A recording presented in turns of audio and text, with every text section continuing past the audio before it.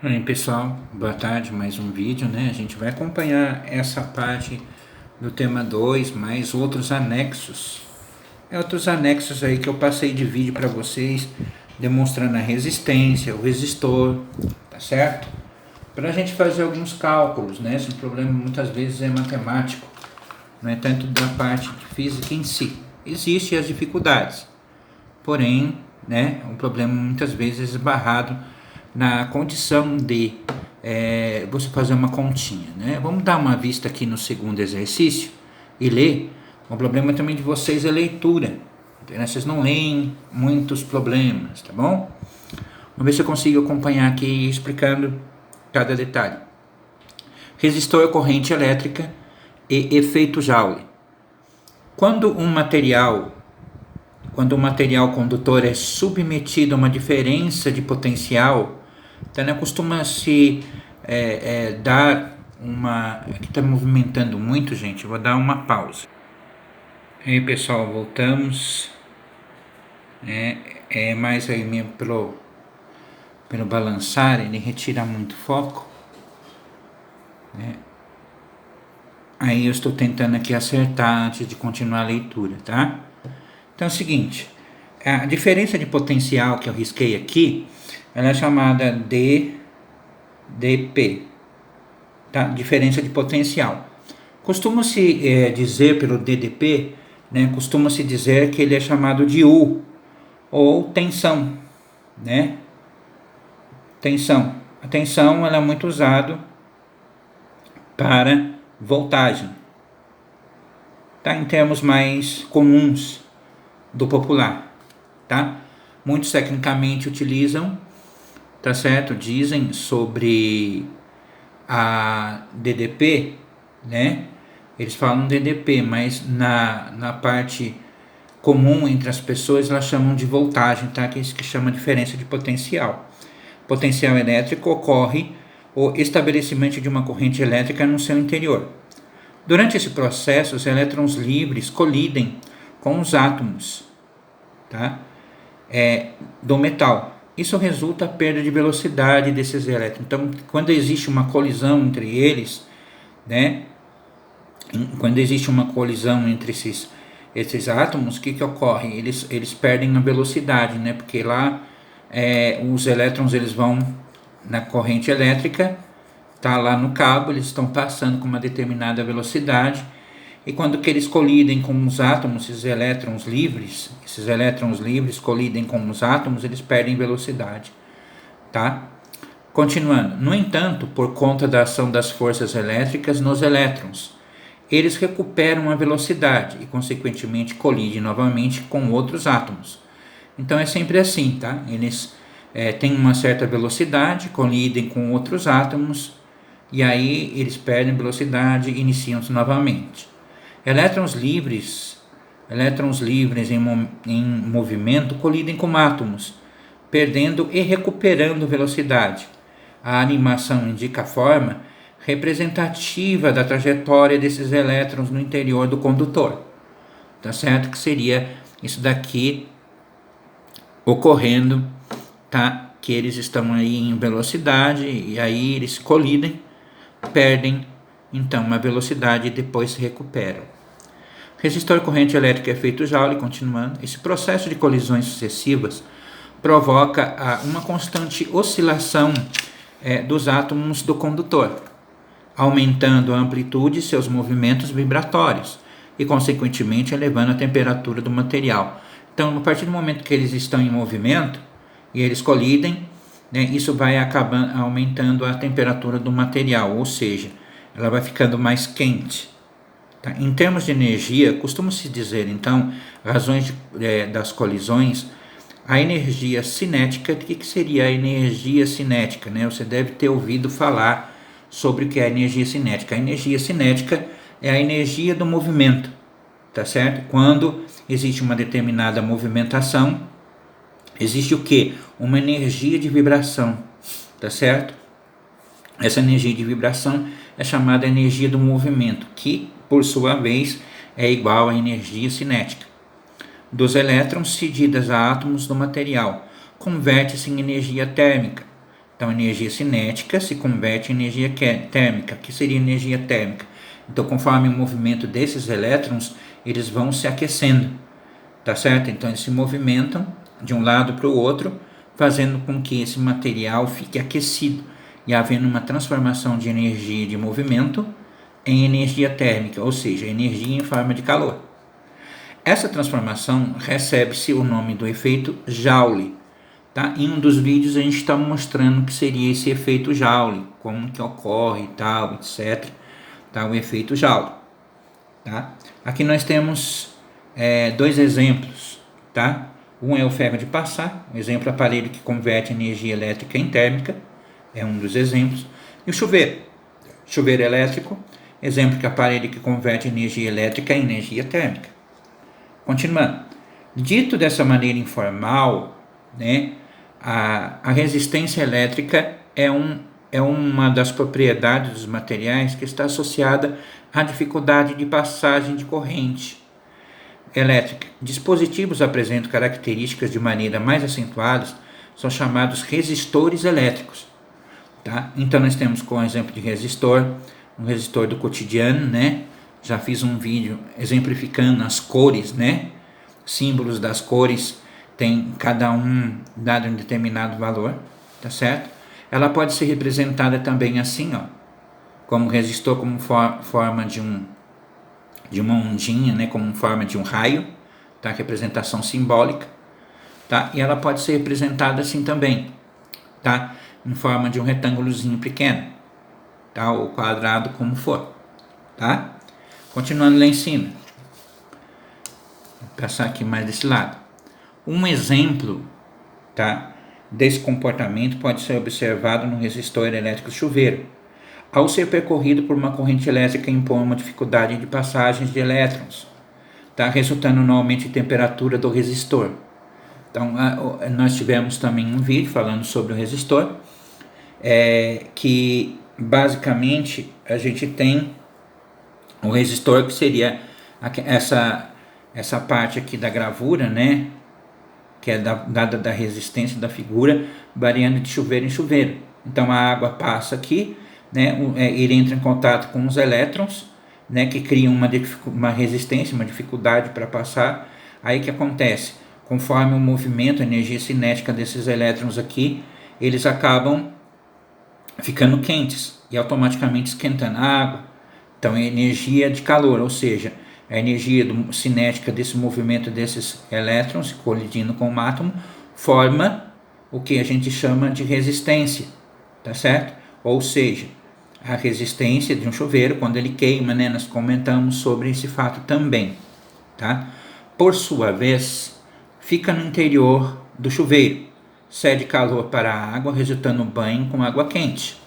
Tá? A representação de um chuveiro elétrico nas suas especificações impressas no esquema da parte interna, destacando o resistor, as chaves e pontos de conexão para regular a água e temperatura. Então, quando você compra um chuveiro, o que acontece? Você tem lá símbolos que mostram, definem, né, aonde que você coloca no inverno, coloca no verão, tá? Qual a potência desse chuveiro, tá certo? Então, quanto mais potente for o chuveiro, mais energia você gasta, tá? E maioria deles, as especificações são dadas sempre em 220 volts, né? Que seria a voltagem dada para o chuveiro, tá certo? Então, eles devem ser ligados em 220 volts, tá? Que é como mostra a figura e como os chuveiros devem ser instalados, tá? Situação problema. Suponha que você queira, tá, ajustar um chuveiro para obter água quente na opção inverno. Com base no que você aprendeu até agora, os conceitos cotidianos respondem as seguintes questões. Ao selecionar a opção inverno, o comprimento do resistor deve ser maior ou menor, tá? Então é aí que tá. Então, por exemplo, se você vai pegar, tá certo? Essa condição de perceber, porque quanto maior a opção, no caso inverno, o comprimento do resistor será menor, não vai ser maior. Por quê? Por causa da tensão, tá certo? Da energia elétrica. aumentando a intensidade da corrente elétrica pelo resistor. Então, conforme, em teoria, né, basicamente, essas colisões com os átomos fazem o quê? Eles geram o que é uma resistência, né, no movimento dessas correntes. Tá? Ela passa, a velocidade passa a cair dos elétrons. Então, esse aumento de temperatura, por sua vez, aquece mais a água e flui pelo chuveiro, tá certo? Então, no caso, qual seria a opção? Maior ou menor? Então, muitos de vocês têm registrado nessa condição sempre o maior, e na realidade seria o menor em relação ao comprimento, tá bom? Tá? Então, tem que tomar um pouco de cuidado nessa colocação aí, tá? Um pouco de pesquisa também, né? Vocês têm condições de pesquisar aí e de ver direitinho. Nessa situação, tá? A chave está conectada, né, ao ponto B, no ponto A ou no ponto B, né? O que aconteceria nesse caso, né? Na opção que ele diz aqui ser inverno, tá? Aonde a chave está conectada, né? Que seria o ponto A. Então, criando o caminho das correntes elétricas pelo resistor, resultando em uma menor resistência. Ou seja, ele não fica exatamente aquecido, porque você está na posição inverno, tá? Na posição inverno. Mas, o que ocorre? A situação da pergunta aqui diz o seguinte: nessa situação a chave estará conectada no ponto A ou no ponto B, né? Então, na realidade, ela está conectada no ponto A, tá? E não no ponto B. Tá? Então, tomar cuidado com a clareza em relação a essas respostas aí, tá? Nós vamos continuar aqui, ver se eu viro a folha, aproveitando aqui, essa parte eu já expliquei. Nós vamos para essa daqui do exercício proposto. Muitas pessoas estão fazendo, estão errando, tá? Estão esquecendo de colocar as unidades de medida. Quando você vai fazer aqui um exercício, interpretar um gráfico, tá certo? Ou responder alguma questão relacionada a ele com número, é necessário que você se atente na condição de você ter a unidade de medida, tá certo? Então, a unidade de medida nesse caso aqui é imprescindível, tá? No gráfico abaixo, determine o valor das resistências dos pontos A, B e C. Então, ele quer esses 3 pontos aqui, ó.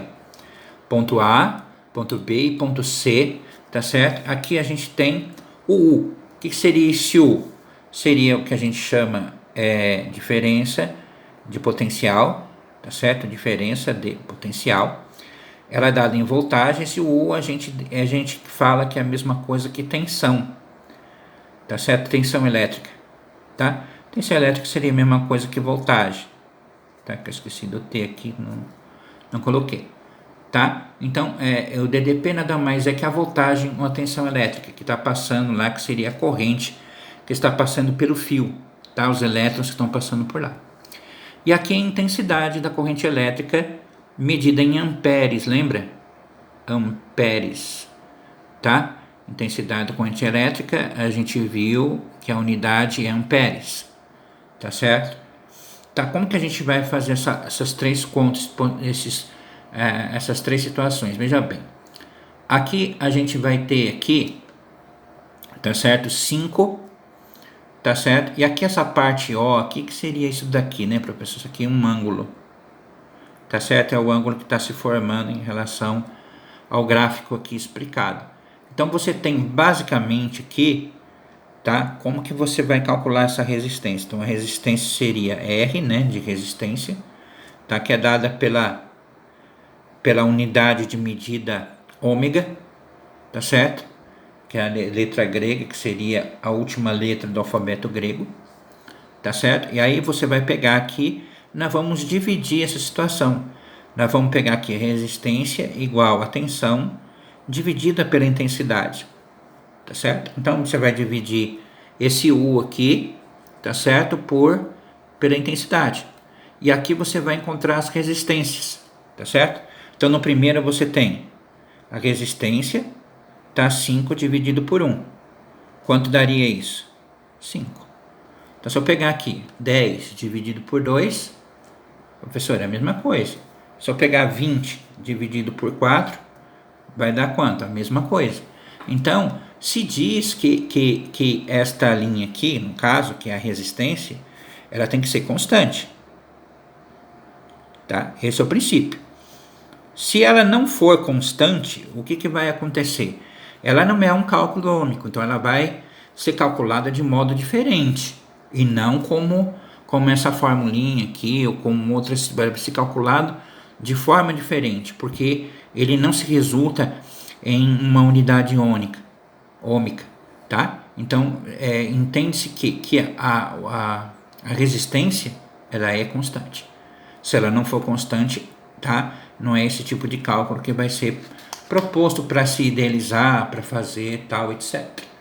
Tá? Então, a gente vai perceber aqui. Nós temos mais duas situações aqui embaixo que o pessoal tá pensando que é para assinalar. Eu falei assim, não é para assinalar isso daqui não, gente.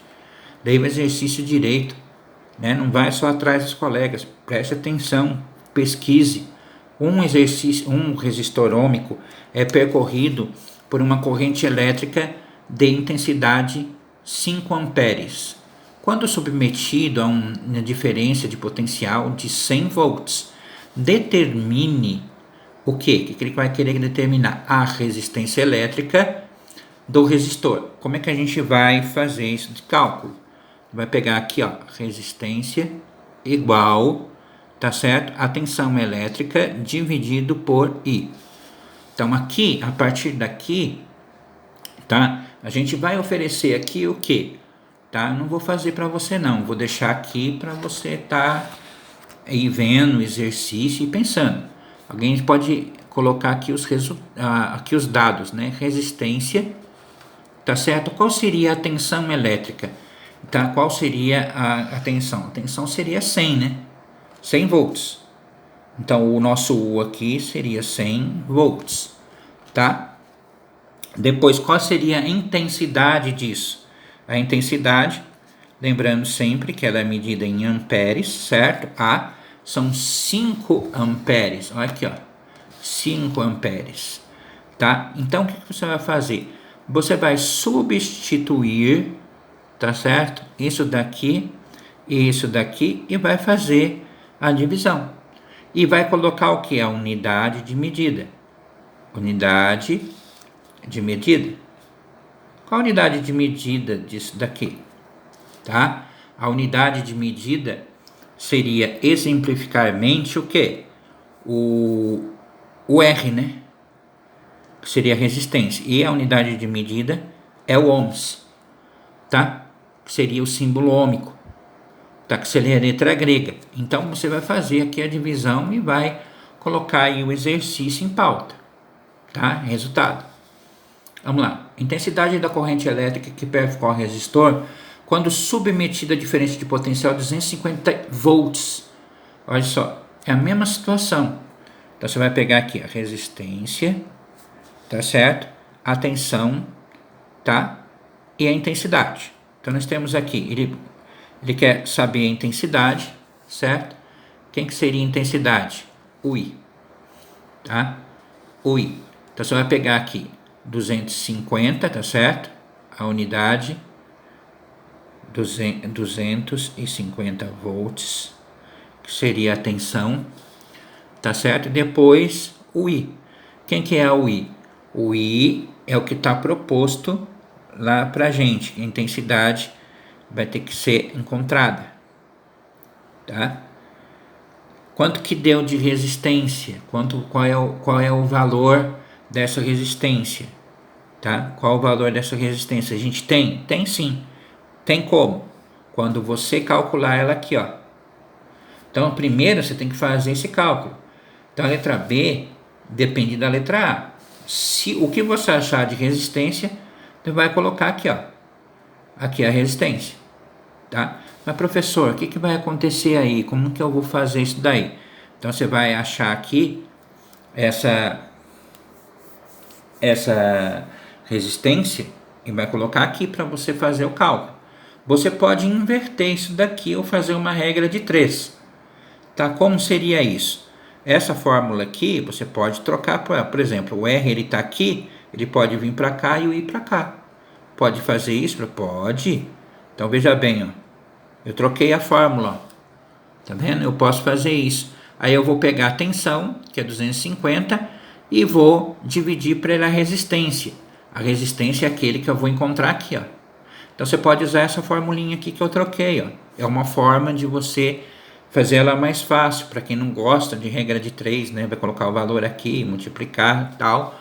Eu inverti a fórmula. Eu peguei o R que está aqui, passei para baixo, e o I eu passei para cima. Só fiz uma inversão. Mas isso depende de quanto você vai encontrar aqui, ó. Então se você errar a letra A, você vai errar a letra B.